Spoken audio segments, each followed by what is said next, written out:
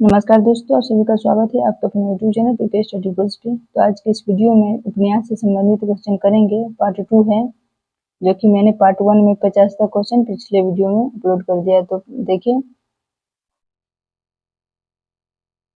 51 number question है, वैशाली की नगर वधू नामक उपन्यास के लेखक कौन है? ऑप्शन है वृंदावन लाल वर्मा, आचार्य चतुरसेन शास्त्री, इलाचंद्र जोशी, यशपाल। इसका सही जवाब होगा ऑप्शन नंबर बी, आचार्य चतुरसेन शास्त्री। डिस्कशन के साथ हम करेंगे। वैशाली की नगर वधू 1949 ईस्वी में एक ऐतिहासिक उपन्यास है, जिसके लेखक आचार्य चतुरसेन शास्त्री है। इनके अन्य ऐतिहासिक उपन्यास सोमनाथ 1954 ईस्वी एवं वयम रछामोह 1955 ईस्वी में है। नेक्स्ट 52 नंबर क्वेश्चन देखिए, वैशाली की नगर वधू किसकी रचना है? ऑप्शन है वृंदावन लाल वर्मा, अमृतलाल नागर, चतुरसेन शास्त्री, इनमें से कोई नहीं। इसका सही जवाब होगा option number C, Chatursen Shastri. Next question है, मानस के हंस उपन्यास के लेखक कौन है? ऑप्शन है अमृतलाल नागर, यशपाल, रेणु, अज्ञ। इसका सही जवाब होगा ऑप्शन नंबर ए, अमृतलाल नागर। मानस के हंस, जो कि 1972 ईस्वी में एक उपन्यास, जीवनी परक उपन्यास है, जिसे तुलसीदास के केंद्र में रखकर लिखा गया है। इसके लेखक अमृतलाल नागर है। इनके अन्य उपन्यास है शतरंज के मोहरे, सात घूंघट वाला मुखड़ा 1967 ईस्वी, एकदा नेमी सैरन्य 1972 ईस्वी, खंजर नयन 1981, करवट 1985 और पीढ़िया 1990। कुछ अन्य महत्वपूर्ण तथ्य देखिए, अमृतलाल नागर ने सूरदास के जीवन को केंद्र में रखकर खंजर नयन नामक उपन्यास लिखा है। शतरंज के मोहरे में अवध की नवाबी का हर्षोन्मुख जीवन सफलतापूर्वक चित्रित किया है। नेक्स्ट 54 नंबर है, इनमें से कौन सा उपन्यास जीवनी परक है? ऑप्शन है खंजर नयन, मृगनयनी, अक्काबंटी, कली कथा यानी कि वाया बाईपास। इसका सही जवाब होगा ऑप्शन नंबर ए, खंजर नयन। 55 नंबर है क्वेश्चन, इनमें से कौन सा उपन्यास राही मासूम रजा द्वारा लिखित है? ऑप्शन है नूतन ब्रह्मचारी, आधा गांव, काला जल, पुनर्नवा। इसका सही जवाब होगा ऑप्शन नंबर बी, आधा गांव, जो मासूम रजा द्वारा लिखा गया एक आंचलिक उपन्यासकार है। आधा गांव शिया मुसलमानों की जिंदगी पर लिखा गया पहला उपन्यास है। इसमें भारत विभाजन के पहले और बाद की जिंदगी को उभारा गया है। इनके कुछ अन्य उपन्यास प्रमुख है टोपी शुक्ला, ओस की बूंद, सीन 75, हिम्मत जौनपुरी, दिल एक सादा कागज आदि। नेक्स्ट क्वेश्चन देखिए, आधा गांव इनमें से किस विद्या की रचना है? ऑप्शन है कहानी, उपन्यास, नाटक, संस्मरण। इसका सही जवाब होगा ऑप्शन नंबर बी, उपन्यास। नेक्स्ट क्वेश्चन है 57 नंबर, टोपी शुक्ला के लेखक कौन है? ऑप्शन है श्रीलाल शुक्ल, राही मासूम रजा, मोहन राकेश, मनु भंडारी। इसका सही जवाब है option number B, Rahi Masoom रजा। 58 नंबर क्वेश्चन देखिए, आधा गांव उपन्यास क्या है? ऑप्शन है कृष्णा सोबती, रेणु, राही मासूम रजा, भगवती चरण वर्मा। तो किसके द्वारा लिखा गया है? तो राही मासूम रजा द्वारा लिखा गया है। नेक्स्ट क्वेश्चन देखिए, आधा गांव के लेखक कौन है? ऑप्शन है मेहरुनिसा परवेज सानी, राही मासूम रजा, असगर वजाहत। इसका सही जवाब होगा ऑप्शन नंबर सी, राही मासूम रजा। नेक्स्ट 60 नंबर क्वेश्चन है, इनमें से कौन आंचलिक उपन्यासकार है? ऑप्शन है प्रेमचंद, जयशंकर प्रसाद, राही मासूम रजा, जैनेन्द्र कुमार। इसका सही जवाब है ऑप्शन नंबर सी, राही मासूम रजा एक आंचलिक उपन्यासकार है। नेक्स्ट 61 नंबर क्वेश्चन देखिए, इनमें से निम्नलिखित में से कौन सा उपन्यासकार एक आंचलिक उपन्यासकार है? यशपाल, जैनेन्द्र कुमार, राही मासूम रजा, अज्ञे। इसका सही जवाब होगा ऑप्शन नंबर सी, राही मासूम रजा। फणीश्वर नाथ रेणु ने सर्वप्रथम अपनी प्रथम कृति मैला आंचल 1954 ईस्वी को ही आंचलिक उपन्यास के नाम से अभिहित किया। प्रथम संस्करण की भूमिका में उन्होंने लिखा था, यह है मैला आंचल, एक आंचलिक उपन्यास। उन्होंने प्रेमचंद्र के उपन्यासों में आंचलिकता खोजी। यही नहीं, शिव पूजन सहाय के देहाती दुनिया 1926 और वृंदावन लाल वर्मा के झांसी की रानी 1946 तथा मृगनयनी को भी आंचलिक उपन्यासों की भी श्रेणी में ले लिया गया। प्रस्तुत विकल्पों में राही मासूम रजा आंचलिक उपन्यासकार हैं, जिनका आधा गांव आंचलिक उपन्यास है। नेक्स्ट क्वेश्चन है, देश विभाजन की त्रासदी किस उपन्यास में वर्णित है? ऑप्शन है राग दरबारी, गबन, झूठा सच, इन्हीं हथियारों से। इसका सही जवाब है ऑप्शन नंबर सी, झूठा सच।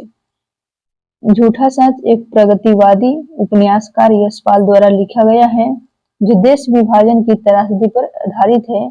झूठा सच यशपाल द्वारा 2 भागों में लिखा गया है। इस उपन्यास का पहला भाग वतन और देश है, 1958 ईस्वी में प्रकाशित हुआ, जबकि दूसरा भाग देश का भविष्य 1960 ईस्वी में प्रकाशित हुआ। इस उपन्यास के मुख्य पात्र हैं तारापुरी और कनक। यशपाल के अन्य प्रमुख उपन्यास हैं पार्टी कामरेड, दादा कामरेड, देशद्रोही मनुष्य के रूप, अमिता, दिव्या, तेरी मेरी उसकी बात आदि। नेक्स्ट क्वेश्चन देखिए, 63 नंबर क्वेश्चन है, झूठा सच उपन्यास के लेखक कौन है? ऑप्शन है अज्ञे, मुक्तिबोध, यशपाल, हजारी प्रसाद द्विवेदी। इसका सही जवाब होगा option number C, Yashpal. Next 64 number question है, सूरज किरण की छाव आंचलिक उपन्यास के लेखक है, तो कौन से हैं? ऑप्शन है राजेंद्र अवस्थी, शैलेश मटियानी, देवेंद्र सत्यार्थी, उदय शंकर भट्ट। इसका सही जवाब होगा option number A, Rajendra Awasthi. सूरज किरण की छाव राजेंद्र अवस्थी का पहला उपन्यास, यह एक आंचलिक उपन्यास है। नेक्स्ट क्वेश्चन देखिए, निम्नलिखित में कौन सा उपन्यास नागार्जुन का नहीं है? ऑप्शन है बलचनामा, रतिनाथ की चाची, वरुण के बेटे, प्रति परिकथा। इसका सही जवाब होगा ऑप्शन नंबर डी, प्रति परिकथा। प्रति परिकथा नागार्जुन का उपन्यास नहीं, बल्कि फणीश्वर नाथ रेणु का उपन्यास है। शेष उपन्यास नागार्जुन के हैं। नागार्जुन का पहला उपन्यास है रतिनाथ की चाची, 1948 ईस्वी में प्रकाशित हुआ था। बलचनामा 1992, नई पौधा 1953, बाबा बटेश्वर नाथ 1954, वरुण के बेटे 1957, दुख मोचन 1957, कुंभी पाक 1960, हरिक जयंती 1961, उग्र तारा 1963, इमरतिया 1968, पारो 1975, गरीबदास 1979 आदि इनके प्रमुख उपन्यास है। नेक्स्ट क्वेश्चन देखिए, सांप्रदायिक समस्या पर लिखा गया उपन्यास कौन है? ऑप्शन है तमस, बलचनामा, अपने अपने अजनबी, बूंद और समुद्र। इसका सही जवाब होगा ऑप्शन नंबर ए, तमस। तमस जो भीष्म साहनी का सांप्रदायिक समस्या पर लिखा गया उपन्यास है, जिसमें भारत विभाजन के पूर्व हिंदू मुस्लिम दंगों का जायजा लिया गया है। यह 2 भागों में है। पहले भाग में शहरी दंगों की डॉक्यूमेंट्री है, तो दूसरे भागों में एक पारिवारिक के माध्यम से गांव के दंगों का चित्रण किया गया है। इनके अन्य उपन्यास हैं बसंती, कुंती, भाग्यरेखा, करिया झरोखे, मायादास की मारी। नेक्स्ट क्वेश्चन देखिए, निम्नलिखित रचनाओं में कौन सी ऐसी पुस्तक है जो भारत पाकिस्तान विभाजन को लेकर नहीं लिखी गई है? ऑप्शन है तमस, आधा गांव, कितने पाकिस्तान, राग दरबारी। इसका सही जवाब है ऑप्शन नंबर डी, राग दरबारी, जो भारत पाकिस्तान विभाजन को लेकर नहीं लिखी गई है। यह प्रसिद्ध व्यंग्य उपन्यासकार श्री लाल शुक्ल का रचना है। भीष्म साहनी द्वारा रचित तमस, राही मासूम रजा द्वारा रचित आधा गांव तथा कमलेश्वर द्वारा रचित हिपने पाकिस्तान उपन्यास भारत पाकिस्तान विभाजन को लेकर लिखी गई है। नेक्स्ट क्वेश्चन देखिए, निम्नलिखित में से किस उपन्यास का कथानक भारत पाकिस्तान विभाजन पर आधारित नहीं है? ऑप्शन है झूठा सच, तमस, आधा गांव, कर्मभूमि। इसका सही जवाब होगा ऑप्शन नंबर डी, कर्मभूमि। कर्मभूमि 1932 ईस्वी में उपन्यास जो प्रेमचंद्र द्वारा लिखा गया है, भारत पाकिस्तान विभाजन पर आधारित नहीं बल्कि इसमें नागरिक और ग्रामीण दोनों का जीवन धाराओं पर आधारित यथार्थवादी राजनैतिक चित्रण किया गया है। शेष सभी उपन्यास भारत पाकिस्तान पर विभाजन पर आधारित है। नेक्स्ट 69 नंबर क्वेश्चन है, पाप और पुण्य के चित्रंजन नैतिक प्रश्न को किस उपन्यास में प्रस्तुत किया गया है? ऑप्शन है सामर्थ्य और सीमा, चित्रलेखा, भूले बिसरे चित्र, आखिरी दाब। इसका सही जवाब होगा option number B, Chitralekha. Next question है, चित्रलेखा किसकी औपन्यासिक कृति है? ऑप्शन है भगवती चरण वर्मा, भगवती प्रसाद वाजपेयी, उदयशंकर भट्ट, विष्णु प्रभाकर। इसका सही जवाब होगा ऑप्शन नंबर ए, भगवती चरण वर्मा। नेक्स्ट 71 नंबर क्वेश्चन देखिए, बावन दास इनमें से किस उपन्यास का पात्र है? ऑप्शन है गोदान, प्रति परिकथा, वलचनमा, मैला आंचल। इसका सही जवाब होगा ऑप्शन नंबर डी, मैला आंचल। मैला आंचल एक पात्र बावन दास, कालीचरण, कमली तथा डॉक्टर प्रशांत है। प्रति परिकथा के पात्र जितेंद्र तथा इरावती है। होड़ी, गोबर, मातादीन, दत्तादीन, अलगू, मंगलू, धनिया, सिलिया, झुनिया आदि गोदान के पात्र है। नेक्स्ट क्वेश्चन है,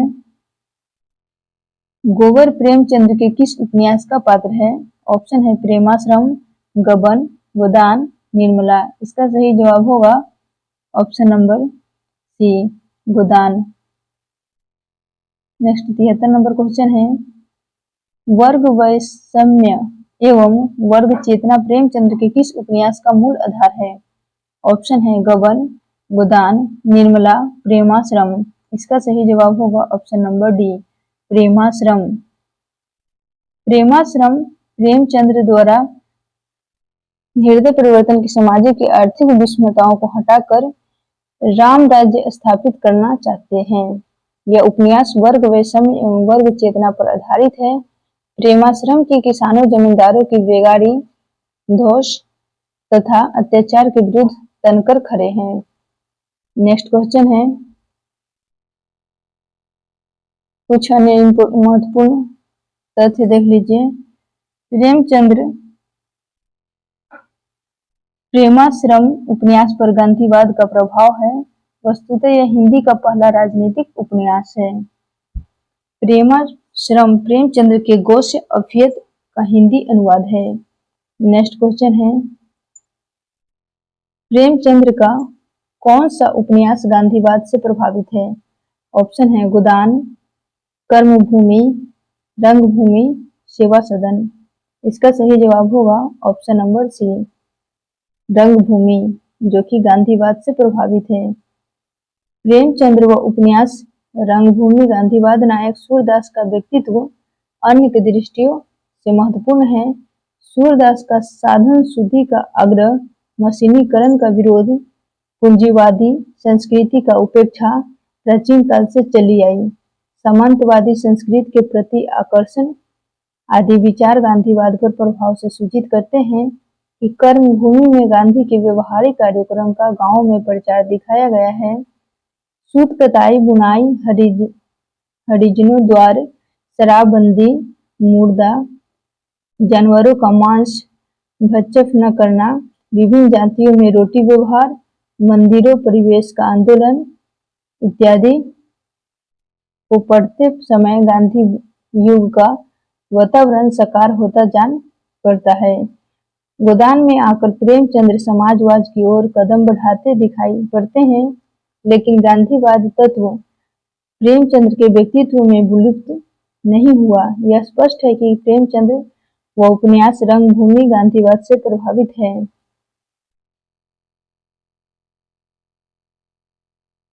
जबकि मुरली मनोहर प्रसाद सिंह तथा रेखा अवस्थी द्वारा संपादित पुस्तक प्रेमचंद्र विगत महता और वर्तमान अर्थवक्ता में हिंदी उपन्यास परंपरा नंद दुलारे वाजपेयी द्वारा संपादित अध्याय के अंतर्गत 192 से 94 तक संस्करण 2008 तक यह उद्धृत है।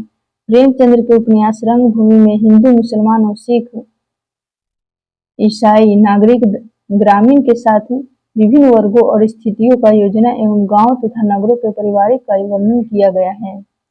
इसके लिखे जाने के समय गांधी जी का सत्याग्रह आंदोलन पराकाष्ठा पर था।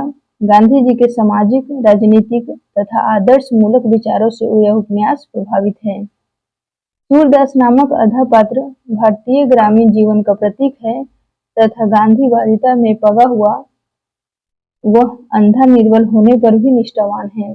विनय, सोफिया और प्रभु सेवक आदि के चित्रणों में गांधीवादी जीवन दृष्टि का प्रभाव है।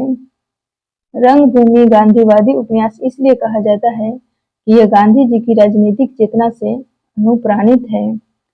रंगभूमि प्रेमचंद्र के उपन्यास काल का एक विकसित सोपान है। गांधीवाद का प्रभाव साहित्य व जीवन पर जैसा ही कुछ पड़ा वह रंगभूमि में दिखाई पड़ता है। चित्रों की विविधता, बहुलता, औपन्यासिक बाहुल्य और तत्कालीन जीवन की व्यापकता का चित्रण रंगभूमि भी अपनी विशेषता है।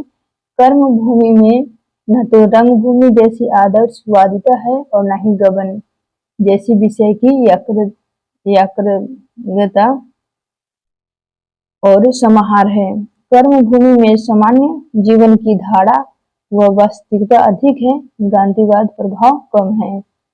नेक्स्ट क्वेश्चन है, सूरदास प्रेमचंद्र के किस उपन्यासकार का प्रमुख पात्र है? ऑप्शन है कर्मभूमि, प्रेमाश्रम, सेवा सदन, रंगभूमि। इसका सही जवाब होगा ऑप्शन नंबर डी, रंगभूमि। सूरदास किस उपन्यास का पात्र है? ऑप्शन है रंगभूमि, कर्मभूमि, गबन, मानस का हंस। इसका सही जवाब होगा ऑप्शन नंबर ए, रंगभूमि। नेक्स्ट क्वेश्चन देखिए, सूरदास प्रेमचंद्र के किस उपन्यास का पात्र है? ऑप्शन है वरदान, प्रतिज्ञा, गोदान, रंगभूमि। इसका सही जवाब होगा ऑप्शन नंबर डी, रंगभूमि। नेक्स्ट क्वेश्चन देखिए, सूरदास किस उपन्यास का चरित्र पात्र है? ऑप्शन है गोदान, कर्मभूमि, रंगभूमि, कायाकल्प। इसका सही जवाब होगा ऑप्शन नंबर सी, रंगभूमि। नेक्स्ट क्वेश्चन है, चौगाने हस्ती नामक उर्दू उपन्यास प्रेमचंद्र ने हिंदी में किस नाम से लिखा है? ऑप्शन है रंगभूमि, कर्मभूमि, गोवन और गोदान। इसका सही जवाब होगा ऑप्शन नंबर ए, रंगभूमि में उर्दू उपन्यास प्रेमचंद्र ने हिंदी के नाम से लिखा है। नेक्स्ट क्वेश्चन है, 80 नंबर क्वेश्चन देखिए, उर्दू उपन्यास चौगाने हस्ती यानी कि प्रेमचंद्र का हिंदी रूपांतर क्या है? ऑप्शन है गबन, मंगलसूत्र, गोदान, रंगभूमि। इसका सही जवाब होगा ऑप्शन नंबर डी, रंगभूमि। प्रेमचंद्र एक सशक्त उपन्यास गोदान है। कौन सा है? तो राजनैतिक, धार्मिक, सामाजिक, ऐतिहासिक। इसका सही जवाब होगा ऑप्शन नंबर सी, ओके, सामाजिक है। गोदान प्रेमचंद्र का अंतिम और सर्वश्रेष्ठ सामाजिक उपन्यास है। यह उनकी प्रौढ़तम कृति है। गोदान में प्रेमचंद्र का संपूर्ण जीवन अनुभव सिमट कर केंद्रीभूत हो गया है। होरी उपन्यास का नायक वह किसानों के प्रतिनिधि है। धर्म के ठेकेदारों, छोटे बड़े महाजनों और जमींदारों के जाल में उलझा हुआ मर्यादावादी किसान घिसते घिसते मजदूर हो जाता है और पिसते पिसते शव। दूसरी ओर सभ्य नागरिक समाज की स्थिति में भी सामाजिक उत्थान के लिए आशाप्रद नहीं है। नेक्स्ट क्वेश्चन है, 82 नंबर क्वेश्चन, निम्नलिखित उपन्यासों में से प्रेमचंद्र का अंतिम उपन्यास कौन सा है? ऑप्शन है सेवा सदन, निर्मला, प्रेमाश्रम, गोदान। इसका सही जवाब होगा ऑप्शन नंबर डी, गोदान। नेक्स्ट क्वेश्चन देखिए, प्रेमचंद्र द्वारा उर्दू भाषा में लिखा गया उपन्यास बाजारे हुस्न का हिंदी रूपांतरण क्या है? ऑप्शन है कायाकल्प, सेवा सदन, गबन और रंगभूमि। इसका सही जवाब होगा ऑप्शन नंबर बी, सेवा सदन। नेक्स्ट क्वेश्चन है, गोदान उपन्यास है तो कैसा है? यथार्थवादी, आदर्शोन्मुख, यथार्थवादी, आदर्शवादी, यथार्थोन्मुख, आदर्शवादी। इसका सही जवाब होगा ऑप्शन नंबर बी, आदर्शोन्मुख यथार्थवादी। इसका डिस्कशन देखिए, जीवन के अंतिम दिनों में प्रेमचंद्र की आदर्शवादी आस्था हिल उठी थी। सेवा सदन से लेकर गोदान तक आते आते भीतर ही भीतर उनके विचारों में क्रांतिकारी परिवर्तन हो चुके थे। गोदान उनकी परिपक्व जीवन दृष्टि का परिणाम है। यहाँ तक आते आते प्रेमचंद्र का उपन्यास आदर्शोन्मुख यथार्थवाद, यथार्थोन्मुख आदर्शवाद बन गया है। नेक्स्ट 85 नंबर क्वेश्चन है, प्रेमचंद्र के निम्नलिखित उपन्यासों की रचना वर्ष के सिलसिलेवार क्रम में सजाइए। तो कैसा है? तो पहले आएगा सेवा सदन, उसके बाद है गबन, उसके बाद है गोदान। इसका सही जवाब होगा ऑप्शन नंबर बी, पहले ग, उसके बाद क, उसके बाद ख। प्रेमचंद्र के कुल 11 उपन्यास लिखे हैं जो इस प्रकार से हैं। सेवा सदन 1918 ईस्वी, वरदान 1921, प्रेमाश्रय 1922, रंगभूमि 1925, कायाकल्प 1926, निर्मला 1927, प्रतिज्ञा 1929, गबन 1931, कर्मभूमि 1932, गोदान 1936 और मंगलसूत्र जो कि अपूर्ण उपन्यास है। नेक्स्ट क्वेश्चन है, निम्नांकित उपन्यासों का कालानुक्रम सही विकल्प चिन्हित कीजिए। तो इसको क्रमवाइज सजाना है। तो देखिए, प्रेमाश्रम, कर्मभूमि, गोदान और गबन। गबन, गोदान, प्रेमाश्रम, कर्मभूमि। सी में है प्रेमाश्रम, गबन, कर्मभूमि, गोदान। और डी में है कर्मभूमि, प्रेमाश्रम, गबन और गोदान। इसका सही जवाब होगा ऑप्शन नंबर सी, प्रेमाश्रम, उसके बाद गबन, कर्मभूमि, गोदान। नेक्स्ट क्वेश्चन है, मंगलसूत्र शीर्षक अधूरे उपन्यास के लेखक का नाम क्या है?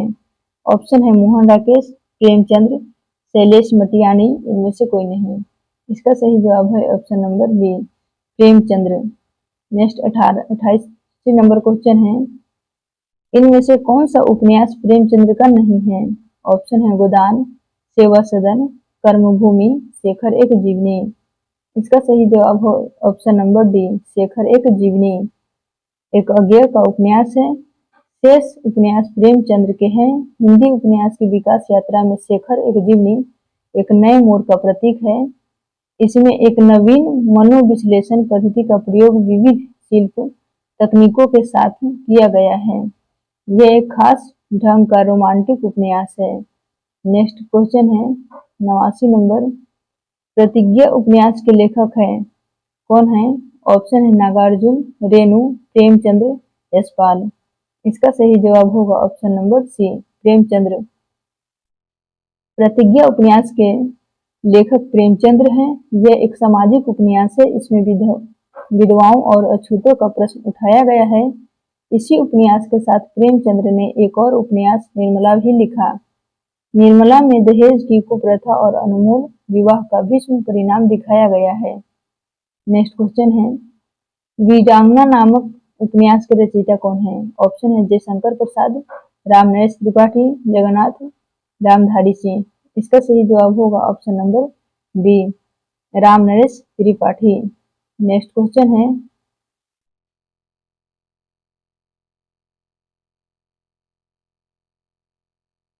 भगवती उपन्यास के रचयिता है तो कौन है?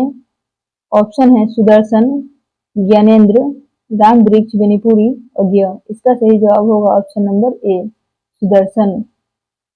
भगवती उपन्यास के रचयिता सुदर्शन है। इनका पूरा नाम पंडित बद्रीनाथ भट्ट था। उपन्यास तथा कहानी के क्षेत्र में इनका महत्वपूर्ण योगदान है। हृदय की परख, अमर अभिलाषा, हृदय की प्यास आदि इनके उपन्यास अत्यंत लोकप्रिय हुए हैं। इन्हें शहरी मध्यम वर्ग का प्रतिनिधि लेखक कहा जा सकता है। नेक्स्ट क्वेश्चन देखिए, 92 नंबर है। वयम बेछामो है क्या है? निबंध संग्रह, काव्य ग्रंथ, संस्कृत, नाटक, उपन्यास। इसका सही जवाब हो ऑप्शन नंबर डी, उपन्यास। आचार्य चतुर्सेन शास्त्री द्वारा लिखित उपन्यास वयम बेछामो है। इसका मुख्य पात्र रावण है। यह रचना रावण से संबंधित घटनाओं का जिक्र करती है और दूसरा पहलू दिखाती है। नेक्स्ट क्वेश्चन है, निम्नलिखित कथा कृतियों में किसका संबंध काशी से नहीं है? ऑप्शन है काशी की अस्सी, गली आगे मूर्ति है, झिनी झिनी बिनी चदरिया, अलग अलग बैतरनी। इसका सही जवाब होगा ऑप्शन नंबर डी, अलग अलग बैतरनी।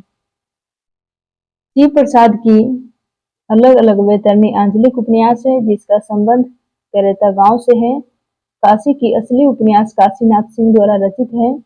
इस उपन्यास का संबंध काशी से है। गली आगे मूर्ति है, शिव प्रसाद सिंह की कृति है। इसमें भारतेंदु हरिश्चंद्र के घर का पता बताया गया है। झिनी झिनी बिनी चदरिया अब्दुल बिस्मिल्लाह का उपन्यास है। यह उपन्यास बनारस के बुनकरों को लेकर लिखा गया है। नेक्स्ट क्वेश्चन है, हजारी प्रसाद द्विवेदी के उपन्यास अनाम दास का पोथा में किस उपनिषद में सर्वाधिक स्थलों का प्रयोग हुआ है? ऑप्शन है कठोपनिषद, छंदोग्य उपनिषद, याज्ञवल्क्य उपनिषद, बृहदारण्यक उपनिषद। इसका सही जवाब होगा ऑप्शन नंबर बी, छांदोग्य उपनिषद। नेक्स्ट क्वेश्चन है, इसका डिस्कशन देखिए। अनाम दास का पोथा आचार्य हजारी प्रसाद द्विवेदी द्वारा रचित लिखित उपन्यास है। इस उपन्यास में उपनिषदों में की पृष्ठ भूमि में चलती एक बहुत ही मासूम सी प्रेम कथा का वर्णन है। साथ ही साथ उपनिषद की संख्या व्याख्या समझने का प्रयास, मानव जीवन के विभिन्न परिस्थितियों में विचारों के मानसिक द्वंद्व व उनके उत्तर ढूंढने का प्रयास इस उपन्यास की महत्वपूर्ण विशेषताएं व उपलब्धियां हैं। इस उपन्यास के परिलक्षित लेखक का उपनिषद ज्ञान व मानवीय मनोभावों का समझने की क्षमता व उनको अपनी कलम से सजीव कर देने की क्षमता निश्चित ही प्रशंसनीय है। इस उपन्यास की पृष्ठभूमि छंदोग्य उपनिषद में वर्णित कथा है जिसके अनुसार दो पक्षियों की वार्ता सुनकर राजा ने रैंक नामक पीठ खुजलाने वाले बैलगाड़ी वाले साधु महिला जानी और उसकी शरण में आकर ज्ञान याचना की। नेक्स्ट क्वेश्चन देखिए, अनाम दास का पोथा शीर्षक उपन्यास के लेखक कौन है? ऑप्शन है वृंदावन लाल वर्मा, भगवती चरण वर्मा, अमृत लाल नागर, हजारी प्रसाद द्विवेदी। इसका सही जवाब होगा option number D, Hazari Prasad Dwivedi. अनाम दास का पोथा नामक ऐतिहासिक उपन्यास के लेखक हजारी प्रसाद द्विवेदी हैं। द्विवेदी जी के उपन्यास इतिहास के तथ्यों पर आधारित नहीं है, उनमें कल्पना के आधार पर ऐतिहासिक वातावरण की अर्थवान सृष्टि की गई है। यह अर्थवता उनके ऐतिहासिक दृष्टिकोण की देन है। किसी कालखंड के जीवंत रूप में प्रस्तुत करने के साथ साथ उसे वर्तमान की ज्वलंत समस्याओं को साथ भी जोड़ते चलते हैं और इस संदर्भ में समग्र उनका गंभीर जीवन दर्शन का भी प्रतिफल हो जाता है। इनके अन्य उपन्यास वानभट्ट की आत्मकथा, चारु चंद्रलेख, पुनर्नवा आदि है। नेक्स्ट क्वेश्चन है,